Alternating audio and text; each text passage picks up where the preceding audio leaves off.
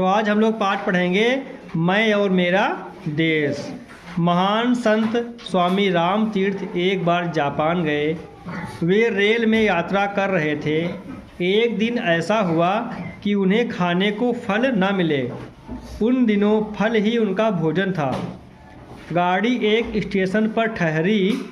उन्होंने स्टेशन पर फलों की खोज की किंतु पा न सके।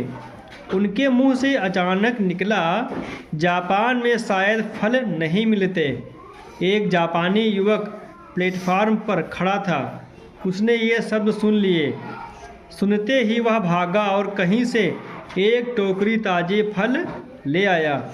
उसने वे फल स्वामी रामतीर्थ को भेंट किए और कहा, लीजिए, आपको फलों की ज़रूरत थी। स्वामी जी ने समझा यह कोई फल बेचने वाला है। उन्होंने उससे फलों के दाम पूछे, पर उसने दाम लेने से इनकार कर दिया। बहुत आग्रह करने पर उसने कहा, आप इनका मूल्य देना ही चाहते हैं तो अपने देश में जाकर किसी से यह ना कहिएगा कि जापान में फल नहीं मिलते। स्वामी जी युवक का यह उत्तर सुनकर मुग्ध हो गए। उस युवक ने अपने इस कार्य से अपने देश का गौरव न जाने कितना बढ़ा दिया। इस गौरव की ऊंचाई का अनुमान दूसरी घटना सुनकर ही पूरी तरह लगाया जा सकता है। किसी देश का एक युवक जापान में शिक्षा लेने आया। एक दिन वह सरकारी पुस्तकालय से कोई पुस्तक पढ़ने के लिए लाया। इस पुस्तक में कुछ दुर्लभ चित्र थे। इन चित्रों को उस युवक ने पुस्तक में से निकाल लिया और पुस्तक वापस कर दी।